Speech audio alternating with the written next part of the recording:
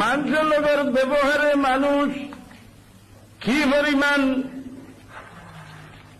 সব খামাইতে পারে। হাদিস শরীফ আইছে যে ব্যক্তির মাঝে আখলাকে হাসানা, এই ব্যক্তির সারাদিন আমল নামার মাঝে নফল রোজা লেখা হয়, আর সারা রাত তার আমল নামার মাঝে নফল নামাজ লেখা হয়। আখলাকে হাসানা তার হাসলত বলা না। হুজুর আকরাম সাল্লাল্লাহু আলাইহি সাল্লামে তার ব্যাখ্যা করে দেন।